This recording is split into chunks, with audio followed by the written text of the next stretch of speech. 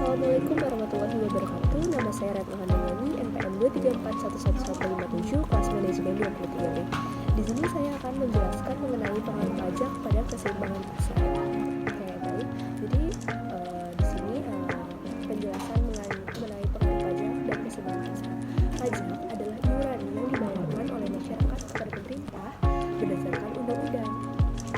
Pajak dapat mempengaruhi keseimbangan pasar dengan beberapa cara. Pertama, pajak dapat meningkatkan biaya produksi bagi produsen yang pada gilirannya dapat menyebabkan peningkatan harga jual produk. Hal ini dapat mengurangi jumlah permintaan konsumen dan menggeser keseimbangan pasar. Selain itu, pajak juga dapat mengurangi daya beli konsumen dan dapat mempengaruhi permintaan dan penawaran di pasar. Pajak juga dapat mempengaruhi keputusan produsen dalam menentukan jumlah produksi dan harga jual produk. Kedua, pengaruh subsidi pada keseimbangan pasar. Subsidi merupakan kebalikan dari pajak, di mana pemerintah memberikan bantuan keuangan pada produsen atau konsumen untuk mengurangi biaya produksi atau harga jual produk. Subsidi dapat mempengaruhi keseimbangan pasar dengan beberapa cara. Yang pertama, subsidi dapat mempengaruhi keseimbangan pasar dengan beberapa cara. Yang pertama, subsidi dapat mengurangi biaya produksi bagi produsen, yang pada gilirannya dapat menyebabkan penurunan harga jual produk. Hal ini dapat meningkatkan permintaan konsumen dan menggeser keseimbangan pasar. Selain itu, subsidi juga dapat meningkatkan daya beli konsumen yang dapat mempengaruhi permintaan dan penawaran di pasar. Subsidi juga mempengaruhi keputusan produsen dan menentukan jumlah produksi dan harga jual produk. Dengan demikian, baik pajak maupun subsidi dapat mempengaruhi keseimbangan pasar melalui pengaruhnya terhadap harga, permintaan, penawaran, dan keputusan produsen dan konsumen. Di video kali ini kita bakal lihat soal mengenai pengaruh pajak dan subsidi terhadap keseimbangan pasar.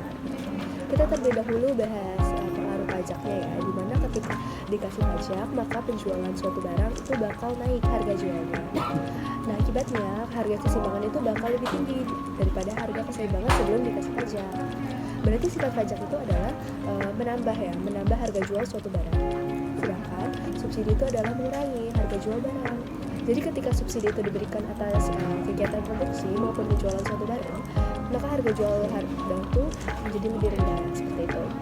Nah, harga keseimbangan juga bakal lebih rendah daripada harga keseimbangan sebelum dikasih subsidi. Untuk persamaannya seperti ini, pajak itu ditambah dengan pajak sedangkan subsidi dikurangi dengan subsidi.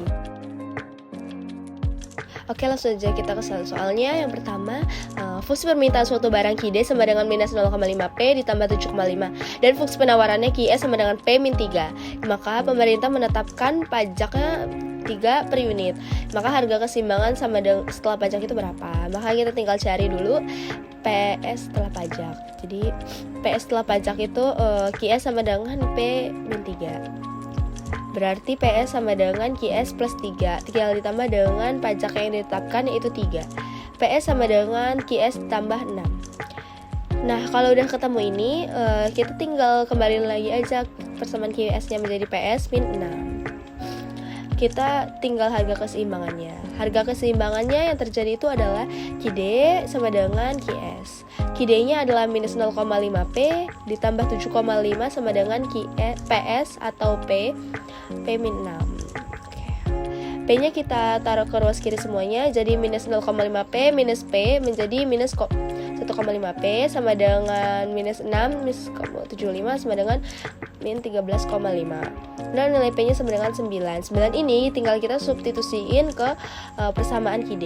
QD sama dengan minus 0,5P ditambah 7,5. Oke, QD sama dengan minus 0,5 dikali dengan 9 ditambah dengan 7,5. Berarti QD sama dengan minus 4,5 ditambah 7,5, hasilnya Q sama dengan 3. Jadi jawaban yang tepat itu adalah 9,3 yang E.